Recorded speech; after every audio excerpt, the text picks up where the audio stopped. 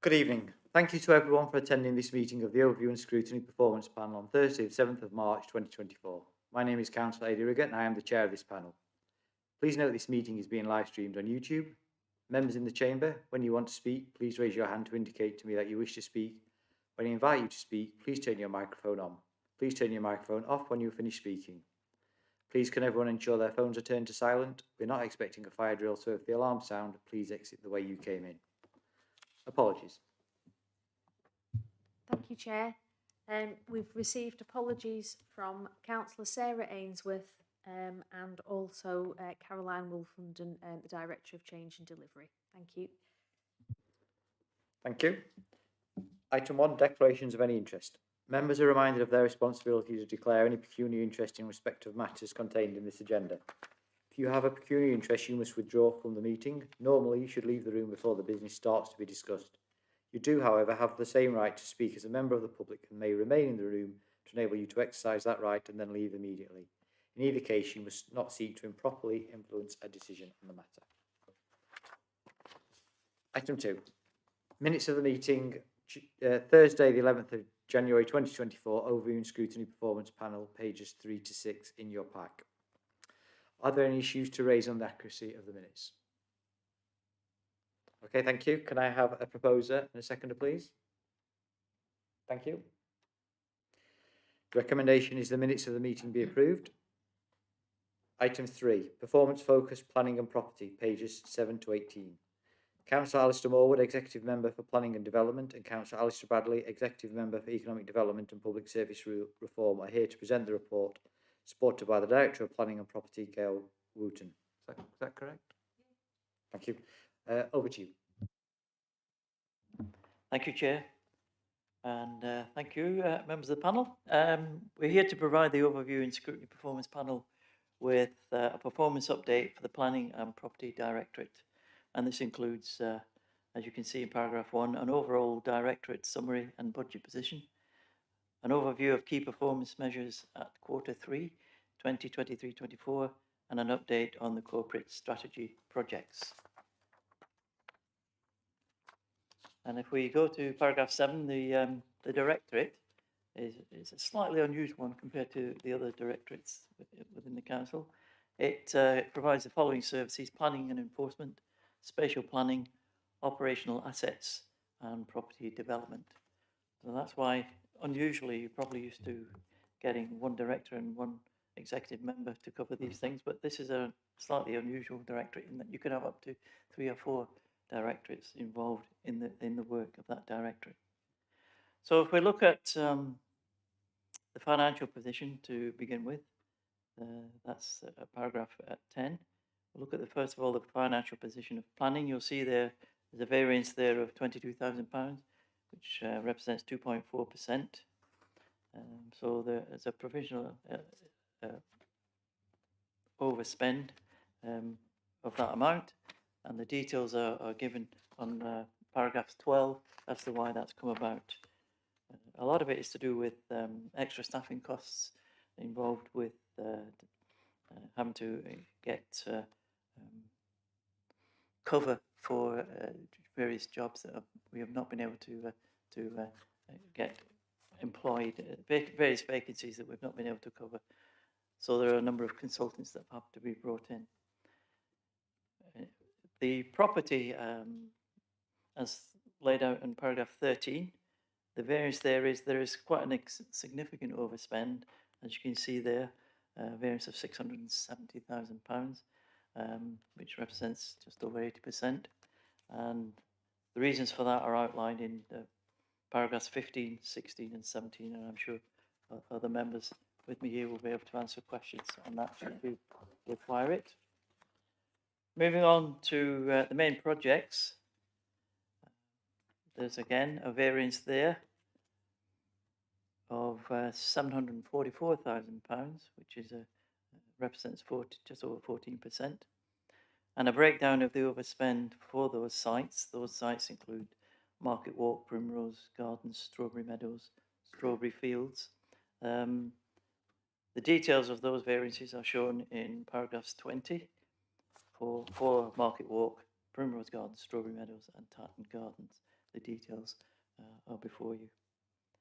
So if we move on to the performance indicators, you'll all be familiar with the stars and the triangles and so on, which represent the indicators. You'll see if we take, first of all, the number of long-term properties and town centre vacancies, they are symboled in green, so the performance is above target. The local indicators for planning and enforcement, we have there the targets are set by the council for minor planning applications, major planning applications, and building control. And you can see that again we are better than the target set, almost 100% for all three areas. If we go to operational assets, as at paragraph just 24 and 25, you'll see there again a list of the various indicators for the various projects and so forth. And a number of those projects, there are 6 with a red triangle, showing that they have not reached the performance target we expected. And the reasons for those are outlined in paragraphs 25 to 30, the details for those outlined, as I say, in those paragraphs. If we move on to the projects, which are from paragraphs 36, the corporate strategy projects. Again, you'll be familiar with the colour coding, the traffic light coding. You'll see that 2 of the projects are complete. 3 are recorded as green, and the last one, amber, the delivery of the local plan. And the reason, I'm sure will be asking that, it was red the last time, but now has been moved to amber, and that's basically because we have now updated the local development scheme report. That wasn't available, which it was due in December, and for various reasons it couldn't be completed by then, but now we have that ready to go, and it will go to the local plan working group here on Tuesday, and then to the council shortly after that for confirmation. But that's why we call it the traffic light system. It was on red because we couldn't move forward because the report wasn't ready, but now it is ready to go, and so that's the reason it's gone to amber, and I'm quite confident that there will be no problems with that particular developed report. That generally covers most of the report. I'm sure you've got questions, and I've got a number of people around me who will be able to help answer whatever questions you may have. Thank you, Chair. Thank you, Councillor Moore. Did you wish to say anything at this point, Councillor Bradley? I think it'd be remiss of me not to refer to a few bits and pieces, Chair. On the property and major projects functions, if you like, which are more my directorates. Obviously, the property function, it details the messing around, I think is a possible best way of putting it, on the budget, with the big amount coming out because of the leisure communities and all moving across the communities and leisure, and that's a centralisation of directors' salaries. It details in paragraph 14. It then details where the actual overspends have been, which, as we've rehearsed before in other meetings, utilities is a major element in all that, and it will still be an issue, but hopefully we are now getting to a fixed position for next year, so that will unwind. Additional Cotswold housing, Cotswold supported housing, they've got a property there because that's been under far more demand over the last 12 months, 18 months, and there's required remodelling to accommodate the people who are currently in there, given that there's now a change in the clientele there. And also it talks about an item that was discussed at previous cabinet meetings around catching up a backlog of repairs and maintenance, which is a symptom of us now having a more functional property team.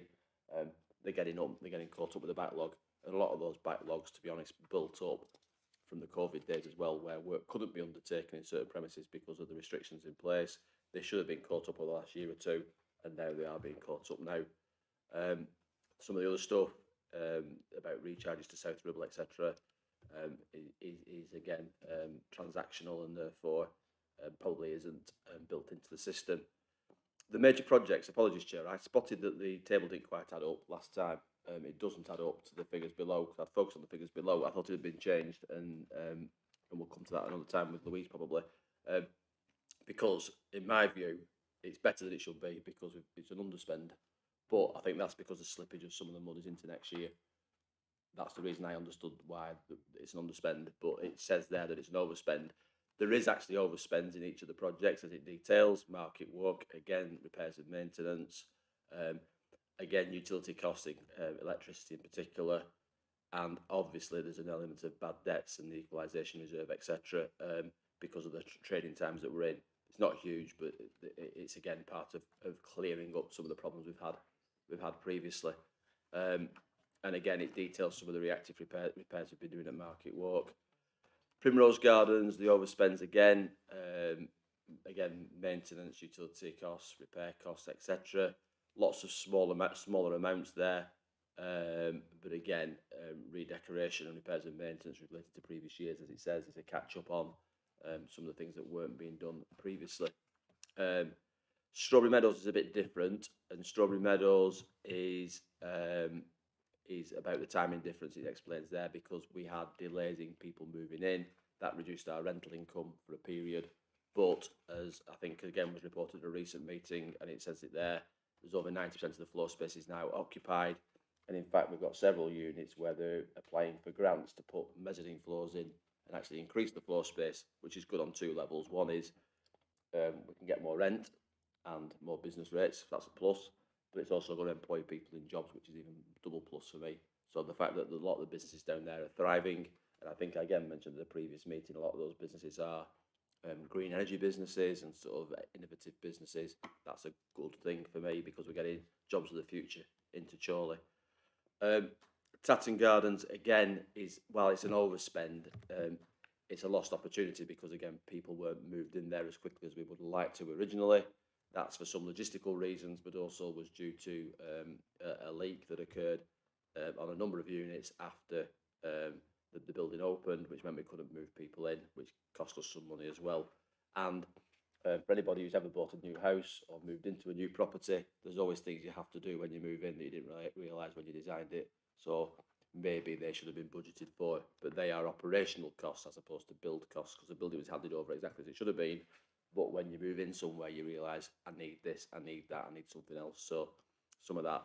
The other thing there, it doesn't really detail it, is we would really like to get that, what was designated as a chemist unit, away to get rents on that, because that would be ideal for us. And that's a frustration we have with the pharmacy system and the licensing of pharmacies.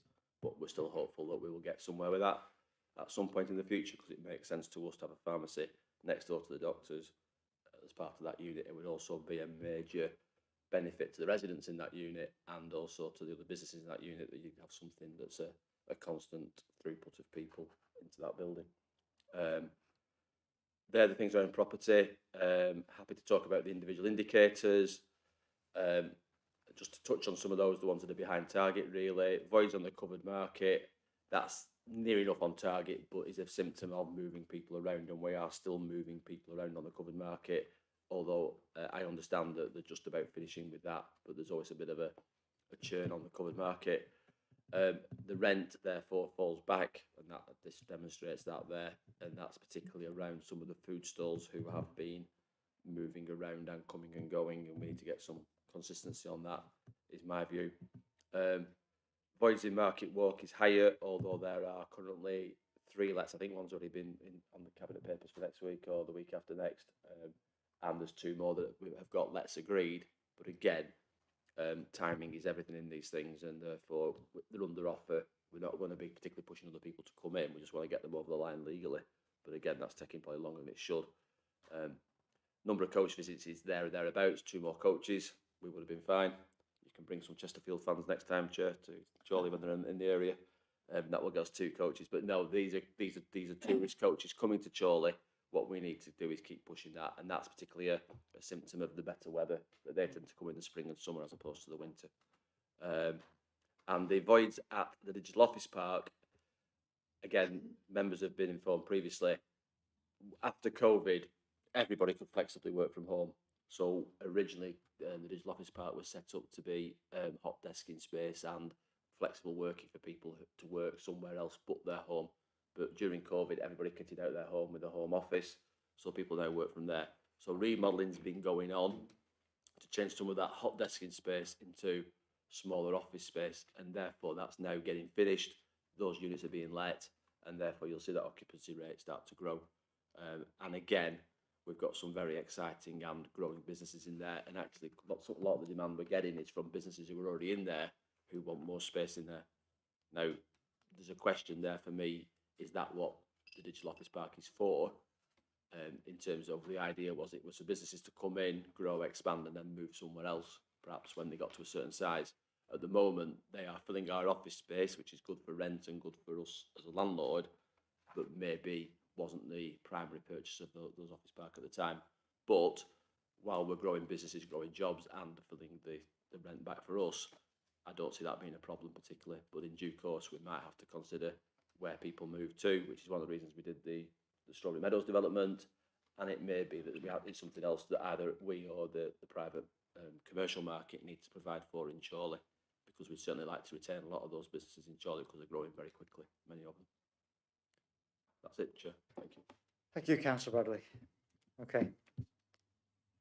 I invite members to make any comments. Any questions, Councillor Lees first?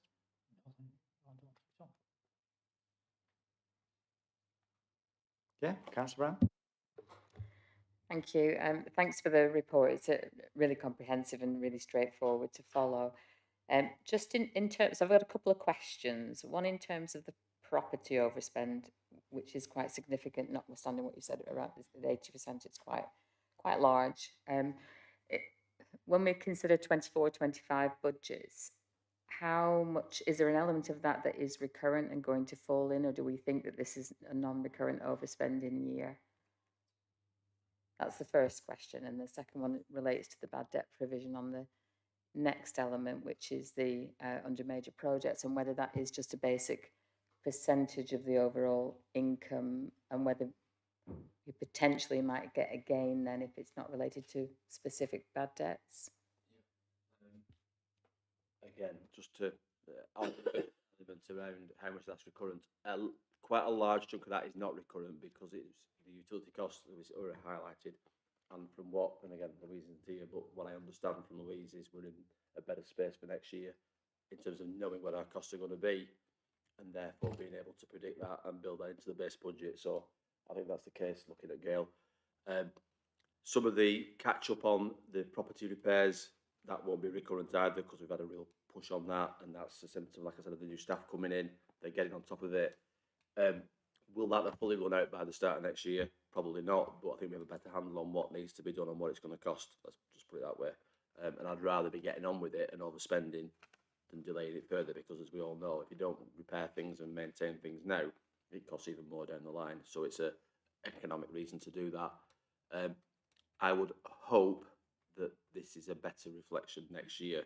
But again, with property, you always get things coming in a little bit from left field that you don't plan for.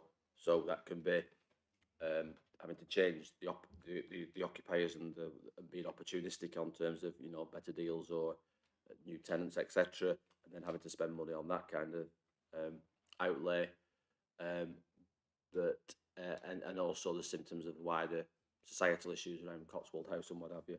So I'm more reassured that the budget were more accurate. I can't hand on heart say there'll be no overspending property, because the thing about property tends to be, like I said, it's opportunistic and it's going to be agile, because if somebody leaves our premises, we want to fill them as quickly as we can, and therefore, but by the same token, we'd hope that nobody leaves and everybody stays exactly the same as they are this time next year. And probably what's the word I'm looking for? A private operator doing this as opposed to a council wouldn't set a budget for next year. They'd have an idea about what they want to spend, but if through that period opportunities came to make more money or to not lose money by spending money, they'd spend that money. And therefore, this is slightly different than the bog standard operational council activities that most other departments have to deal with, is my view. And assets are different as well, just within that, Michelle, to be honest. Some assets we can predict now, next year. So, you know, but some we will find very difficult to do.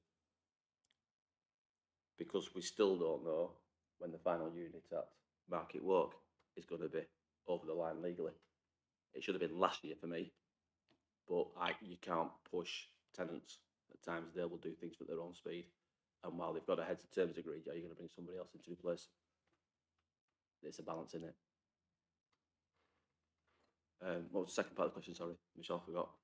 It's on the bad debt provision, so it might be an overly technical question. No, I understand it fully. I'm conscious it's a part one meeting, so I don't want to talk about individual bad debts. Yeah, absolutely. But debts during COVID, we would hope people traded through those bad debts and pay money back to us, the government, and all the rest of it. But some businesses are still affected by that and impacted by that, and therefore they have a number of people they have to pay back. And therefore, we would hope that they can do that in a planned manner with us and get that money back eventually. Or at some point, then we have to discuss whether that's bad debt. Now, accountants, I'm looking at one now, Mr. Councillor Singh, would make a provision for that. But in reality, you get that money when it comes in as opposed to the provision you've made now. So a technicality, but yeah, we don't usually write off debts to the council. What we do is give people time to pay them because they ultimately will hopefully pay in due course. But by the same token, as landlords, we have to start to do that. I think we've been very conscious over the last couple of years of not hitting people hard just immediately post-COVID in terms of bad debt provision or bad debts generally, because, and that's residents as well as businesses as everybody, because you've come through a difficult time, you're just getting back on your feet, and a private landlord would say, right, I'm the first in the queue to be paid. That's not good for the business. That drives businesses out of operating, because just to pay your cash out when you've just got it coming back in again is not the answer. We will take a longer term view, which is we want these people to be operating in our town centre for the years to come, give it time and space and pay the money back. That's proved actually quite successful with both residents and businesses. We have a better debt recovery on both council tax, business rates and general income than many other town centres and on towns, because we work with people to pay the money back that they owe, as opposed to pushing them to the edge, let's put it that way. And that's the balancing act, isn't it? And I think as we move on post-COVID and into, you'd hope, into better times, let's hope we have better times in the future, we've got to be alive to the fact that some people are paying the debts back and some people aren't, and then how we treat that. Yeah, sure. Thanks for that. So the current increase in provision is about 8% of income overall this year. What's the sense? Is that increasing, do we think, or is that par for the course? I think it's sectoral, if I'm being honest with you. I think some sectors are being more affected than others, and some sectors have bounced back than others. And we saw a budget yesterday aimed at some sectors, I think, more than others. So let's that. So all things aren't equal. I'd hope in due course it will come back to a bit more what we expect, which is low single figure percentages rather than it being 8%. That's a lot. But I think that's around certain specific issues that we know we've got to address over the next 12 months. Is that the best way of putting it? Happy to share our debt with you at any time to help you. Any bright ideas about recovering it?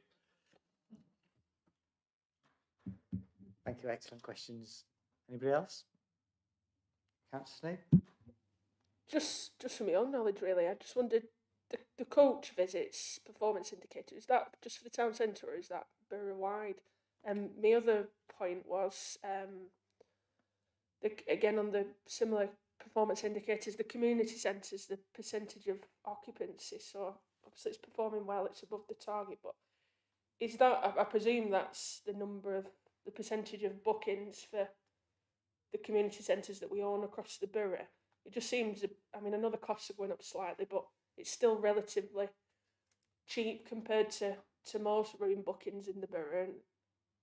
And I was just quite surprised. It's only sort of, the perception is that it's only just sort of saying that they're half full across the period of time. Do you want to pick that up, or? Do you want to pick that up, Alistair? Can do. Right, so the coaches is town centre, but some of the coaches that come to the town centre also do other places in the borough as well. So they might do the town centre and Horton Tower or wherever it might be. So some of them go to two places. I don't think we can pick up if they're going just to somewhere else in the borough, because some of those places that they go elsewhere in the borough don't let us know that the coaches are going to them. There'll probably be specific coaches going just to them. So it tends to be people who are coming to Chorley and let us know and engage with our comms department and town centre ambassadors and all the rest of it, because they want to come to Chorley Park up and be sure where things are and all that kind of stuff. So it's more about the guided tours, let's put it that way, and people we know are operating. So coach tours who say, go to Chorley Market on a Tuesday morning and then we'll go to Horton Tower or wherever it might be, or for lunch and tea and all that kind of thing. So I think that's the coach thing. If I can find out, I'll be honest with you, I'm not entirely sure, so I'll double check that fact. On the community centres, all for Councillor Murray being here, my understanding is obviously that's the whole gamut that they're open. And obviously, again, community centres through COVID, a lot of organisations stopped some of their activities, and some have been quicker to get going again than others. And the ones that have got quicker to get going tend to be with young people, scouts and those kind of organisations. Some of the older people groups have taken longer to get re-going. And I think we're still in that sort of ramp back up. And also some of the businesses that operated for some of those facilities also found other premises or went to a different way of operating.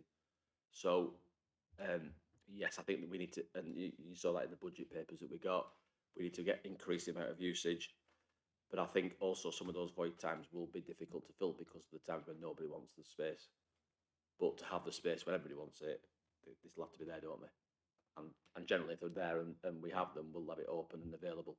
So there is an argument at some point, do we look to close them at certain times because there isn't people to fill them? I think, first of all, what we try and do is fill that space by incentivising. And a lot of those spaces have also been kept open because of the warm spaces and the hub centre, the local area hub things that we've been doing to facilitate community getting through tough times and cost of living crisis and all that.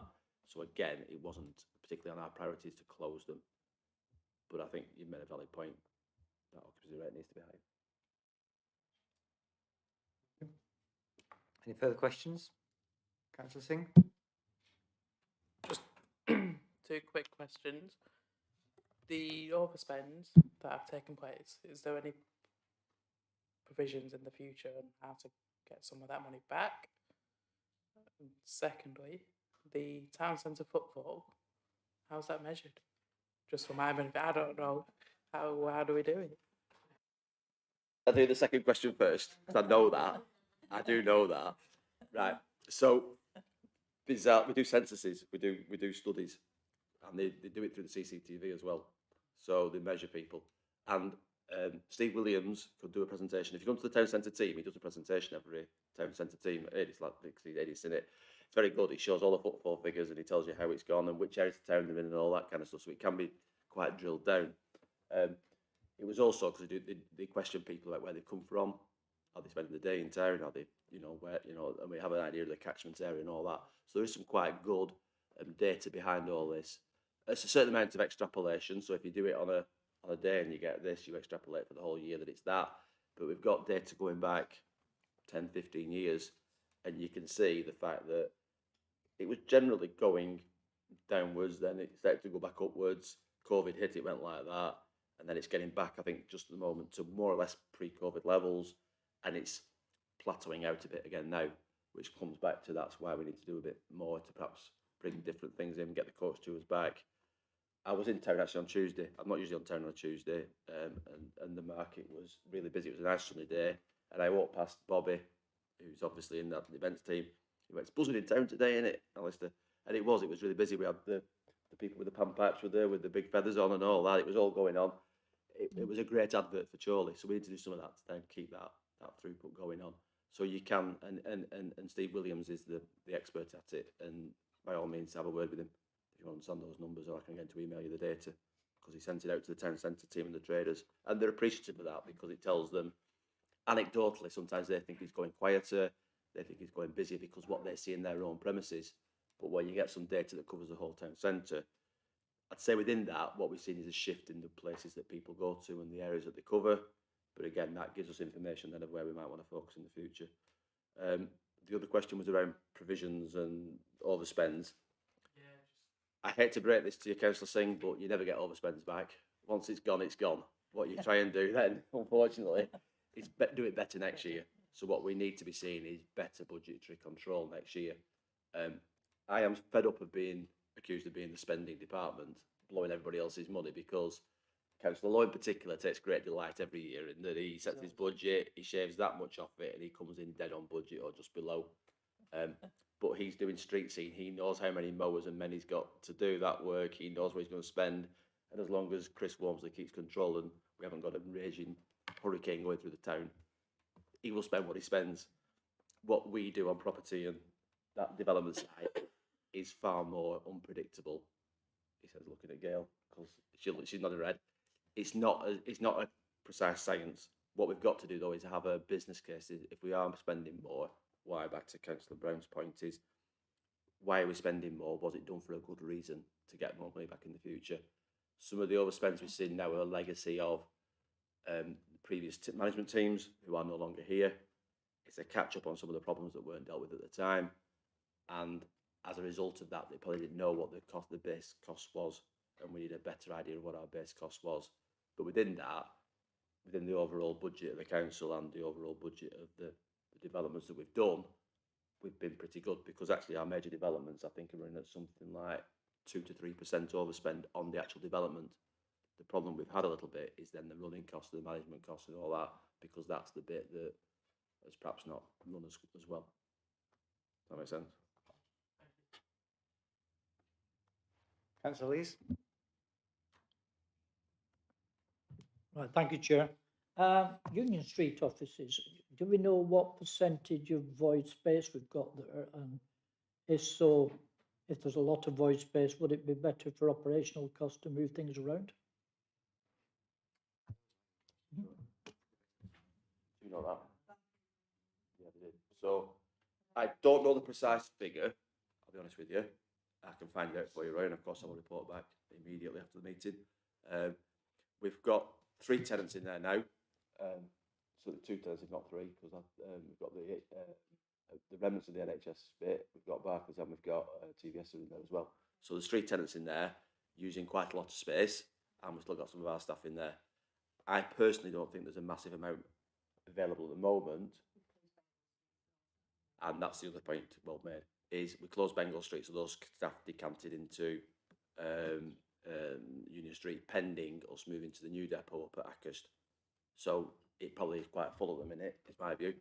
But when they move to Ackhurst, which is hopefully early next year, whenever it is, when it's due to finish, and be redone, there will be space there.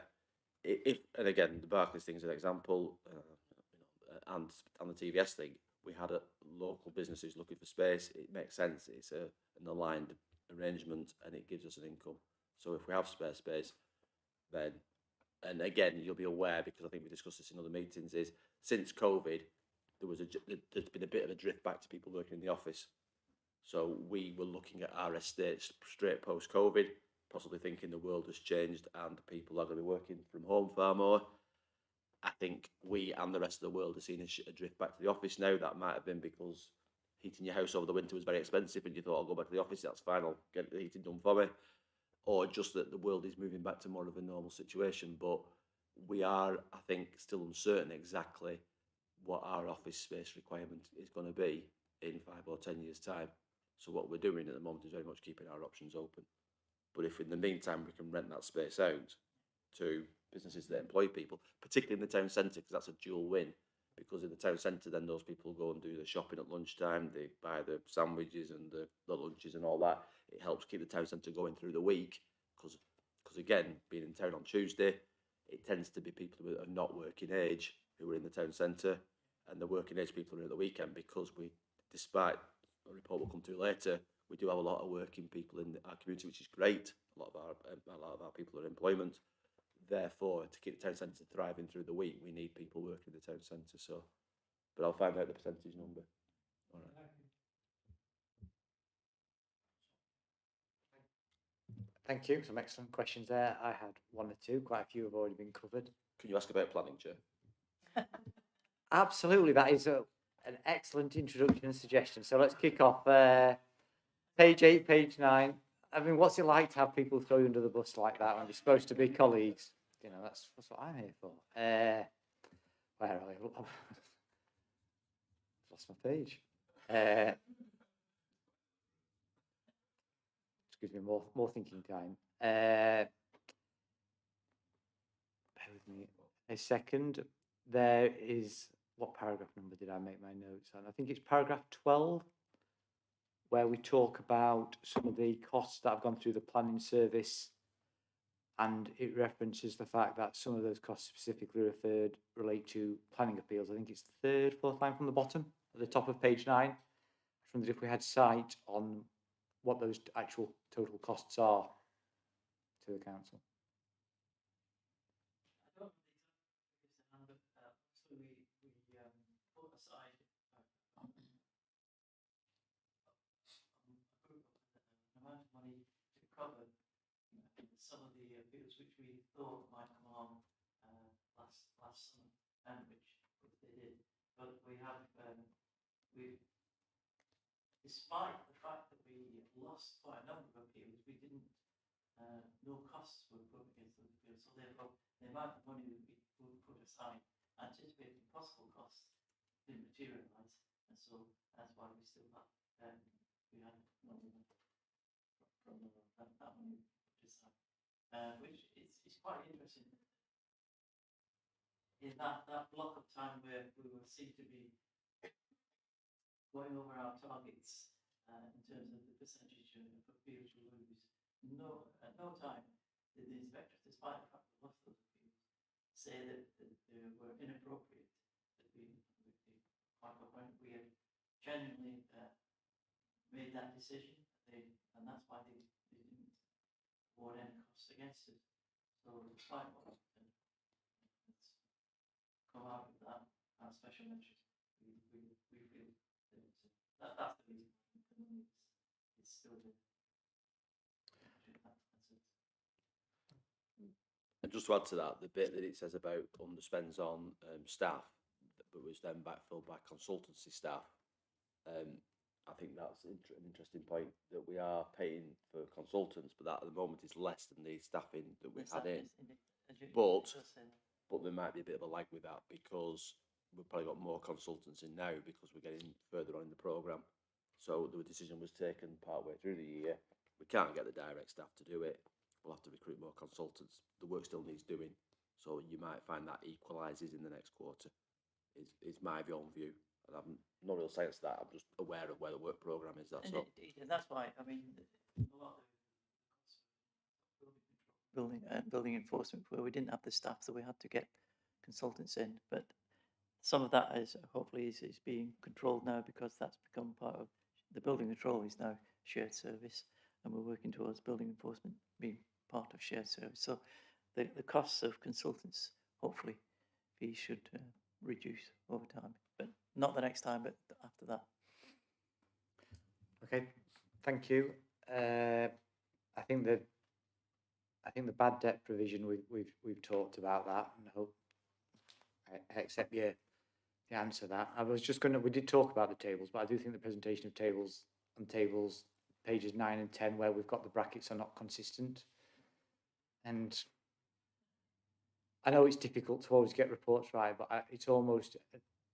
we're almost having this conversation at, if not every ONS meeting, it's every other ONS meeting about something. And while we can correct it here, anybody else reading it or choosing to misread it, there's trouble for misinformation. So I'd just like to avoid that, I think, where we can. I too am concerned about the overspends on the major projects. And I accept a lot of what you say, Councillor Bradley, but it does remind me of a speech I heard a bit earlier this week of, things weren't being done very well, but now we've got a control and a grip of it, and things are, going to be better going forward. But I suppose my wider point on that is, I know the council has a now developments and assets working group. I'm just not quite sure who is responsible for keeping, or how we do effective scrutiny on the major projects which have got very large budgets, I know we're missing a gap. Who's doing what part of it, and is it working effectively? Because I accept your explanation that there has been changes in staff, and we all recognise some of that that's gone on. But somewhere along the line, I would hope we're seeing that outside the executive team earlier, and at a point where challenge or questions could be asked rather than retrospectively being told that story. Just to reassure you, Chair, and everybody else, the sort of major projects committee, as it was, has been changed to the Develop and Assets Working Group quite deliberately, because it's not just about doing developments. Like I said before, we actually ran the developments quite well. Our overspends were minimal. The biggest overspend was on probably Tatton Gardens, and that was due a lot to contaminated ground. Most of the other projects have either come in on budget, slightly under budget, whereas that one probably came in over budget. But overall, for developments, we have been amazingly, and I say this because I'm in that industry, on or around budget. The problem has come around the management of those buildings. I think that's what's been a bit of a difficult issue for the council to get to grips with, and I'm sure others have grappled with in the past. It's all well and good doing the development and getting that right, but then you've got to manage it and run it and all the rest of it.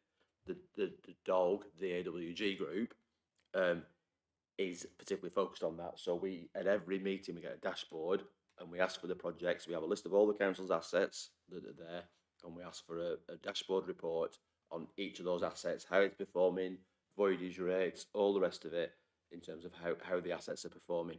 And the councillors on that committee list which ones they want to come to the next meeting. And obviously some are probably there every meeting, so Market Walk and the big ticket items are probably there at every meeting. Some of the smaller assets are probably once every 3 months, 6 months, 12 months, depending on, but the whole basket are there to look at. And we do a drill down on that. I think Councillor Platt is on for your own group, and we ask some fairly rigorous questions about operational effectiveness, R&M budget and all the rest of it, repair and maintenance budget and all the rest of it. So I think there's a scrutiny element there, and the councillors on there are robust and challenging, as you'd expect them to be. And by all means, we can refer that back. I think it's working far better now with the staff, and they're having that insight, because what was happening in the past was we were doing the developments, they were being looked at very closely, and then it was just banged off to the officers to run as business as usual.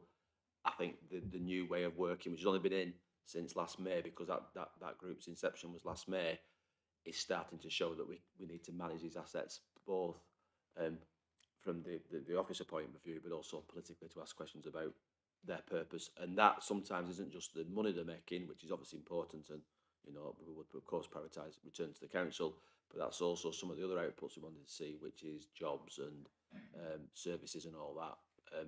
And that is being reflected, and I think you went to the first one we attended last time, Gail, and I think generally the members were happy with what they were presented with, weren't they? What we're doing now is going to the next ones down the list and the next ones down the list to get through everything within the year. That every asset has been reviewed and tracked, and the questions are: is it operating effectively? Is it doing what it should? And is there opportunity for it to do more? And do we want to do more things like this? Because that should be the feedback loop we're going into. Okay, thank you. That's helpful. I think. Have a look at those dashboard papers in that committee. It's a good read, actually. Is it worth circulating the last one and most relevant one to members, so they've got it as a background paper, so they know how that's done? I think that'll be helpful, and then tease out questions in future on that. Can't wait. I think the other feel I get from reading the report is I'm just still a little concerned that we're not, and the strategy isn't clearly defined and completely joined up. And I think you've alluded to that in a couple of your comments yourself, saying on the digital office park and some of those voids. And sometimes it looks a little bit different when it's almost, if I read reports on Market Walk and our markets, it's almost as if they looked at entirely two separate things. And well, they are. They're so close to each other. It's more about what is our town centre strategy, what are the assets within it, and how are they delivering. So I don't know whether you've got any reflections on that, or whether there's just, you feel there's more work to do to bring that as a more comprehensive and joined up view. Sorry, Chair, I'm looking at Gail a little bit, because you're looking at strategy refreshes, both for our wider economic strategy and for the town centre strategy they're going through at the moment, reforms, and I know Michelle's probably working on at least one of those, if not, both of them. So we are doing that work. I agree with you. I think it needs to be more joined up, because what we've done, again, going back on the history, is we've seen a gap, we've seen a project and we've done that, and then we've seen another gap, another project and done that, and what have you. And is it part of the wider, you know, the wider cohesive whole, which comes back to, now we've got those assets, now we're working them, now we know how they operate, for good and bad, because we're seeing that. What we need is a strategy about how they fit into the wider picture. And part of that wider picture is not just what we're doing, it's what everybody else is doing around it. So I think that would be my view. I don't know if Gail wants to contribute at that point and say her view, because she's come in and had a look at what's going on. Don't know if it's too early yet or not. You can use that. Only just to echo that point, and actually just reflects the conversation that we were having just a couple of days ago about looking at the uses in the town centre as a whole, whether that reflects in terms of where we want the town centre to be. But I think it's a good point that we need to take forward in terms of that more holistic strategy. Thank you. And that just brings me, I think, to my final question on this section. And I suppose it's in two parts, really. I'm not quite sure where we're going to do the scrutiny of the levelling up scheme when that comes forward. I mean, you're welcome to bring it here if I'm still here. You know, I'll engage and hopefully be constructive. But it kind of, that's the, well, you welcome the £20 million. I'm sure the council does, and the opportunities that bring that also shows that other pieces of work we were just talking about are even more critically important, because we've got, the council's got to take full advantage of that resource and get the right outputs, and that's got to link to everything else. So I don't know whether that becomes potentially a wider point for ONS as opposed to performance panel conversation for next year or something, possibly. I'm not sure. Again, would like to work where you think these things are best scrutinised. Don't want to, you know, if there are other places for it, but something to consider, I think, for next year, and welcome your views on that. Yeah, and woodlands as well, to an extent as well. So there's a couple of projects coming forward that we need to be on top of. It'd be good if the government told us what outputs they agreed to. We've given them what we think we're after. We're waiting for them to come back and confirm that. And then, yeah, the developmental working group, assets working group, will be one place. This is another.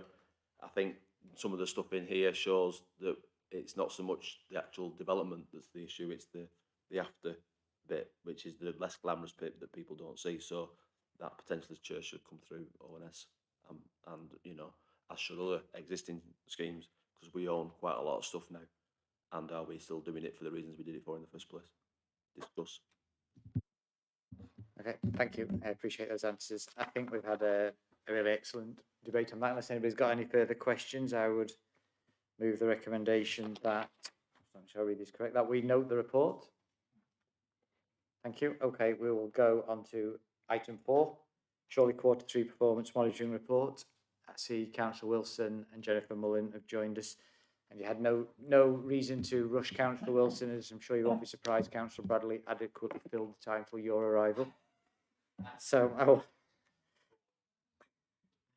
I'll just confirm who's speaking on this item. So Councillor Peter Wilson, Executive Member for Resources, and Councillor Alistair Bradley, Executive Member Economic Development and Public Service Reform, are here to present the report, supported by officers Polly Patel, Performance and Partnership Manager, Jennifer Mullin, Director of Communities and Leisure, and Michelle Horrocks, Head of Economic Growth.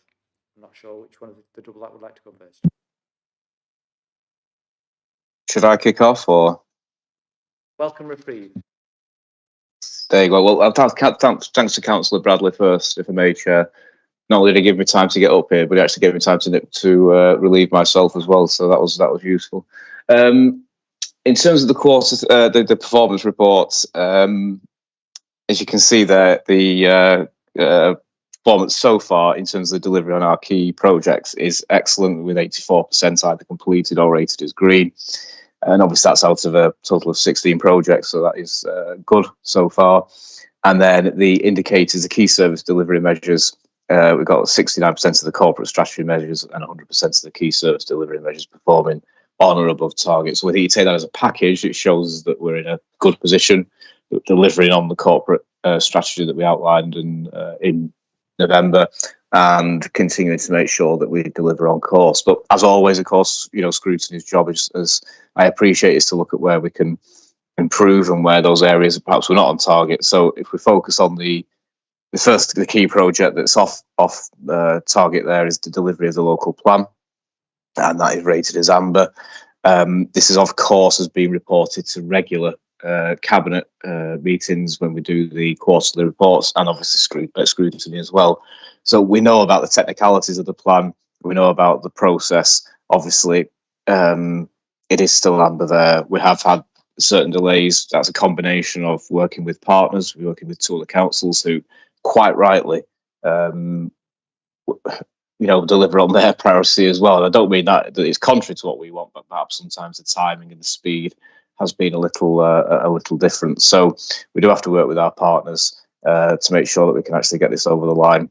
And also we've got to make sure that we go through the process, as it says there in the explanation. So you can see this has recently included the site assessment work, and then obviously we've got the new local development scheme that's been drafted. So it's important that we go through the process, but time is precious. We're all aware of that. I know Councillor Bradley is particularly aware of that with the JAC meetings that he attends, and we are doing everything we can as a council to make sure that we progress the plan as quickly as possible, because it is essential to make sure we can protect our local communities in the future.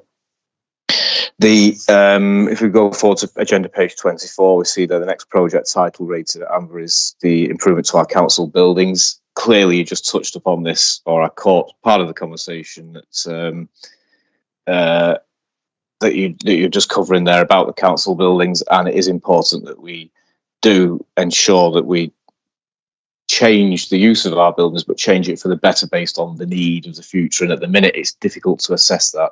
There are a number of competing balances. We do have the work taking place, you say, at Bengal Street, the potential move to the new depot, how that impacts on office space that we need. Do we need Union Street? Is that an asset that we could potentially, go to market on? How do we redevelop the town hall side? If we do, the White Hart. So I think it's really important that, given the complexity of that we actually get it right. There's no point investing now to then only come back in a year or two and suddenly find yourself needing to invest another X million of pound and effectively change what you've already done. So it is important we get that right. But obviously, again, make sure that we deliver on the targets of making the improvements we set out to achieve. In terms of the public transport networks, that really there, as it says in the report, relates to the delivery of the bus shelters, and we are expecting that by the end of March they will be delivered. So we hope that will be on target, which leads neatly into the first indicator, which is flagged up as being off target again, which is the number of bus shelters improved. We are, like I say, hoping to get that done. There have been issues related to planning and other matters, but they hopefully are all dealt with now, and we can actually get on with delivery so people can see the improvements that we promised. Moving on to the next indicator, number of people who participate in volunteering, see that off target slightly, target of 54 there and a performance of 48, but that has improved significantly from last year's position. And also we look there at the work that we're doing with the VCFS and other groups to actually encourage more people to engage. So I'm hoping that that'll be something we see come back on track, and it is important that we do everything we can to encourage volunteering. The next indicator, NEETs, that you can see the slight target there of 3%, which is slightly over at 3.7, which has got worse compared to the previous reporting.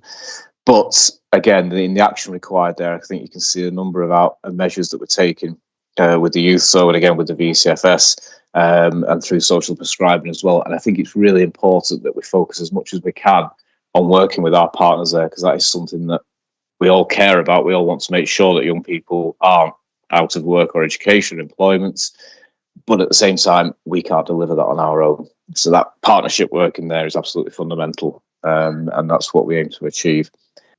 Final, well, not the final one, Chair, but the final couple before I come to the the employment rate, which we've all debated before.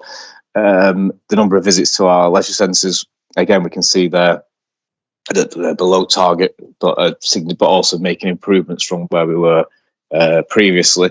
So I'm hoping, Chair, that with the actions that we've got outlined, we're making improvements. But obviously, what's needed is a fundamental rethink, perhaps, of what's offered at the leisure centres and what the leisure offer is. Because crucially, we've got to make sure that we adapt to what people need and want. Because the leisure centres, we know, have to be viable. We made a big decision earlier in, probably 4 or 5 months ago now, in terms of financial support for the leisure company.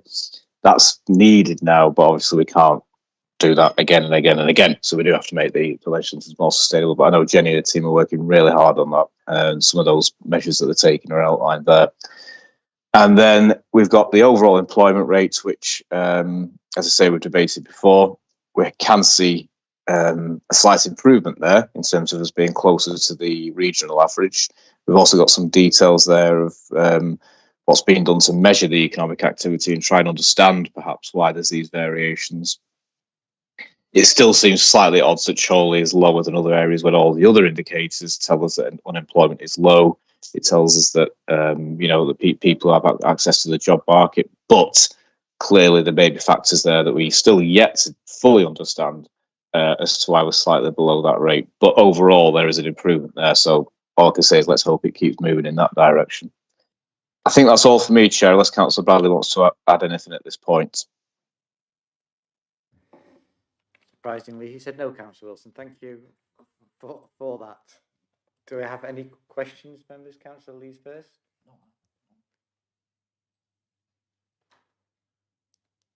Councillor Snape first this time. I saw in passing, I think it was yesterday, the budget, the government have agreed to extend the household support fund for another 6 months. Do we know if that will stay at the same amount for Chorley, or is it kind of wait and see, or how much we'll get? Because I know there was talk that we were kind of going to fall off a cliff edge at the end of the month, weren't we, with it? Thanks.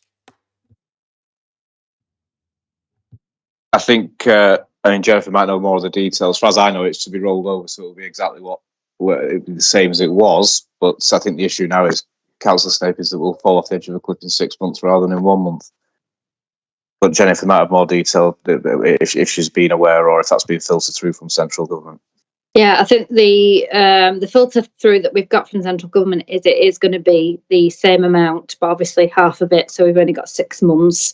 So what we're going to do is we're going to try and spread it as far as we possibly can over 12 months. So we can try and hopefully smooth the transition through to whenever the next decision will be taken, if it's going to be extended. And a cynical man would say that's what they wanted us to do, Jennifer, in my view. So give us half the money, Right. then expect us to find the other half of the money. I find it a deplorable, Chair, that they give us 6 months. It suggests there might be an election in October, doesn't it? Because that's when the money runs out. It's ridiculous. And that's what will happen is councils will do exactly what Jennifer's just said and make 6 months' money go for 12 months. So what a way to run anything, in my view.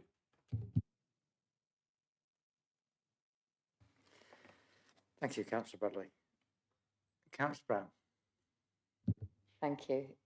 Just in terms of the indicator for NEAT, it talks about one of the potential reasons there is an increase in mental health issues for 16 and 17-year-olds. And I just wonder from the actions, is there anything else we consider in terms of partnering with the Mental Health Trust? I know we've got social prescribing in there, but I just wonder if there's anything additional we could potentially be looking at to support these children. Do you mind if I pick that up, Peter? Because I know a bit more about that. Yeah, fine. Carry on. Yeah, so Peter's right. We don't really understand what's the reasoning behind this. We don't understand all the issues. There are lots of issues, and probably many and varied. If we look at it, there's 3 reports out there. One done by the county council, others being done by other groups as well, suggesting lots of different reasons. And we don't honestly know what's causing this. It's a number of reasons and a number of things. So we've got to hit it holistically. There are lots of things being done, particularly with the needs, and social prescribing and one-to-one working and all that kind of stuff is definitely one of those things that's going on. And that's not just through the social prescribing, but it's through lots of agencies. I am sure that the local mental health trusts are doing that. We had meetings this week with the sort of place-based care partnerships around what each area should be doing, and we are feeding into that. So I'm looking at Polly because Polly's involved in that we feed in Chorley and South Ribble, particularly because we're working as a bit of a collective on that. At the moment, we've been very based at the moment on early years preschool stuff, but conversations we've been having with our partners is saying we're getting on quite well with that. And one of the things we'd like to direct them a bit towards is that NEAT issue and some of these mental health issues, which we think are coming out of COVID and coming out of some of the dislocation in society around COVID. But some of the work we're already doing isn't so much with what the people you'd expect, i.e. the NEATs of today. Those NEATs are NEAT now. we're working with the needs of tomorrow, so at 13, 14-year-old, because as Jennifer's given us these numbers, and I can quote them to you, something like people, 14-year-olds who don't value education are 42% more likely to end up being neat, right? And they don't value education because of their family backgrounds. So it's not just intervening with those 14-year-olds, it's intervening with the wider family setting to say why they don't value education, why they're not attending school, why they're not, being encouraged by their families, etc. The time and effort and money needs to be started probably at preschool, to be honest with you, but all the way through, but particularly at those critical periods where young people disengage with education, and that tends to be the 13, 14-year-old age group. And some of those issues with mental health, and therefore we can definitely use that work with the mental health charity. But by the same token, some of those are wider issues that also need to be dealt with as well. And Jennifer and her team, working with Michelle and her team, are trying to put the funds in to do that and make sure that work's getting done. Because, luckily and surely we're not talking about massive numbers of people. So, but we need to get into those before they grow, and because they, even though they're not massive numbers, they are still very important, and they will need a lot of work to engage with. But and again, we mentioned it, I think, at another meeting around the Nexus data that we're getting now, which drills this. We know where our needs are almost by the street and the house, so we can drill it down to those areas where it's more prevalent. So we don't have to hit individuals all the time, but we can do this on the scene setting all the way through. And the schools are critical in this as well, because the schools have got to not just be incentivised around academic output, they've got to be incentivised around outputs, which is about those young people making the most of their lives, whether that's academic or not. And I think that's a key to all this, and we can have a wide discussion about whether schools are hitting the right targets for what they're churning out, but sometimes they're not, in my view. Come to one of the Trolley Partnership, South Rugby Partnership meetings. They're very interesting, and this is the kind of thing we discuss. Thank you. Any further questions? Thank you. I had a couple of reflections. I think I just wanted to pick up on the local plan. I've heard what Councillor Morwood said earlier and what Councillor Wilson said today, but my feeling is, objectively, I think we were a little late to turn it to red and a little quick to go back to amber. I can hear I can follow the argument about we're now at that point with the report, so therefore we should bring it out. But compared to what the council's current agreed position is and what the timescales are, we're not hitting that and we're not close to doing that. So while the council is probably going to have no alternative other than to accept the revised proposals, it's great to see work has been taken place, but I think compared to some of the other ambers, I think that is a long way off what the current council agreed position is. It doesn't change the position of where we are, but I feel subjectively that I would have done it differently, but doesn't change the position. It's more the reporting of that. So I think the reflection of that came with the conversation of when it was moved to red finally. It wasn't necessarily clear to us in the report what triggers had taken it and what triggers would be done that would confirm it back. If you read the previous reports, it doesn't say we've moved to red. If we do this, this and this, we expect to be back in amber. So it's not necessarily been as transparent as it may seem to people working on it day in, day out, I think, on that. But hopefully we'll get to the position council desires very soon on that. It's great to hear about the bus shelters. I know Councillor Collins and others will be over the moon to hear they're around the Cape and on the way here.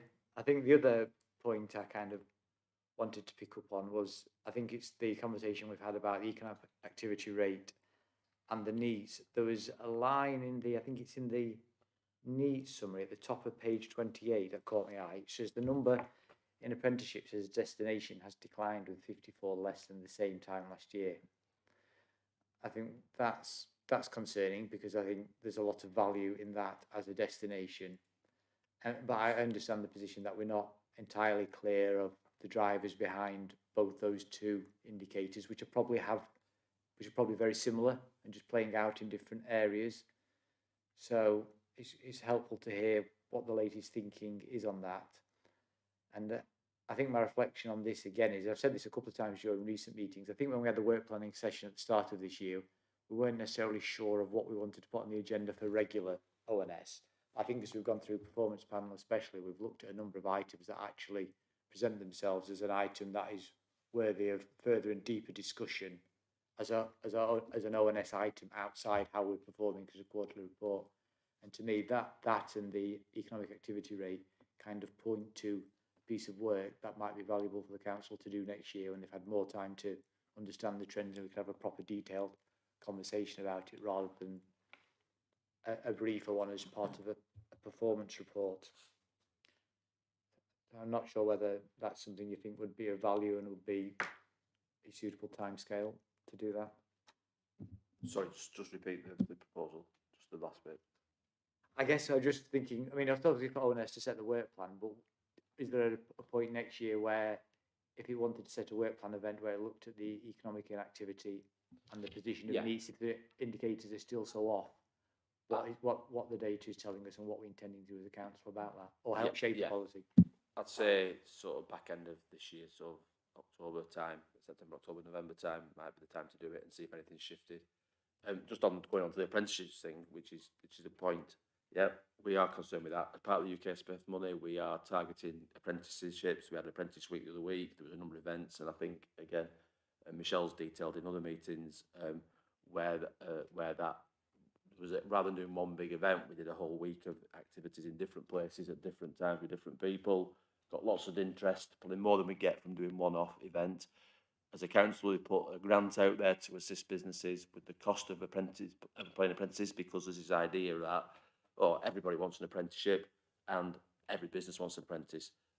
Apprentices of whatever sort come with an extra burden to the company, giving that person the apprenticeship, and it's also a burden on the apprentice themselves because they have lots of extra work to do, and the company has lots of work to do. Yes, they both should get out of it something at the end, but when you're up against it, either working or managing somebody, you sometimes think, do I really need this on top of everything else I have to do? So it sometimes can be a disincentive. That's why I put the extra money in. We'll see if that works. If it doesn't, we've got a plan B and a plan C about how we start to focus people on that. I think the messing around with apprenticeships that the governments have done, successive governments have done, is not helpful. It's seen as the route into some industries, but it's not seen as a route into many other industries, and I think it is a good route in generally, and there is a lot of expertise out there in Lancashire. But to quote the guy from LCC, whose name escapes me, Michelle, said, Chorley are the only council offering grants to help people take on apprenticeships in Lancashire. Why? Because everybody else has got no money and they're choosing to spend that money on other things. Probably easier things to do, but we see the value because we see it as a long-term programme and as a long-term way of getting people into work who perhaps are not taking an academic route. So, but they can do it through an apprenticeship, and it's an eye-opener. I just wish more businesses were engaged. We've got to work out what's going to get those businesses engaged for the good of the people who need those opportunities in our constituency. So in our borough, sorry. So what we need to do is revisit it later in the year when some of this work has started to wind through, because what we've got to do is convert those interests into actual apprentices in Chorley, and we've got to keep as an organisation keep being a beacon employer, taking on apprentices, making a success of them, getting good outputs as a council, as have other people locally, the NHS, etc., because they should be doing it as well. Thank you. It's a good pitch for the use of UK Shared Prosperity there, Councillor Bradley. But I think, by serious reflection on this, and I've had these conversations with numbers of people, I'm sure you have that, I think there'll be lots of good ideas that come out of the use of that by different partners. And I think if Chorley can make a success of that and show that that's something that Lancashire should be considering on a wider footprint at some point in the future, that would be something for Chorley to be proud of, I would think. Dive in there, Chair. I can see the temptation still there, though. Move on. Okay. So I think my final question was just the growth in business rates, just a slight decline, which I think is, if I'm reading the table correctly, which is a little, I suppose, surprising because it's slightly at odds with a lot of the other data that actually says the number of jobs is up. There's some of the stories we're talking about up. I just wondered if there's any reflection on that, because we really need to see as strong a number as possible in there because it ticks so many other indicators. Glad I moved on. Have you any insight into that, Peter? Yeah, I can see it. I'm just wondering. It's marginal, Chair. Sorry, it is marginal. I think the other thing you've always got to reflect on when you get new businesses is always that at least a year, if not longer, the delay in terms of the business rates filtering through to us, because there's the you get the period of exemption and all that, and obviously you just get the lag in the fact that you've been up and running for a period until they actually then become actually start paying the rates for the previous year gone. So I would say if you look at the number of people that have moved into Strawberry Meadows recently, that won't have filtered through yet. You know what I mean? There's always that lag as well. So I think that not decline, but that slight lag, let's say, is a reflection of probably what was happening 18 months ago, 2 years ago almost, which of course was, a challenging period. So I'm hoping it'll start pick up as well. But you are right, and of course you only need one appeal on a relatively large unit, and it gets taken out of the business rate pool, and suddenly it goes down again. So it's always a bit of a challenge that even when you do see some growth, there's not always that absolute immediate impacts on business rate. Thank you. That's fine. I guess maybe when we report this next time, if there is still some variance between the target and where we're at, and there has been large appeals, it might be useful to just have some qualified information that says it's not actually an overall trend. One or two decisions have impacted the figure, and we shouldn't be as concerned as it may, not as stark as it looks. That's right. If we understand it a bit more, then we know whether it's a trend that's a problem or whether it's just, you say, one individual circumstances. Yeah. Thank you, everybody, for the contributions. If there's no further questions, I would suggest we note the report. Thank you.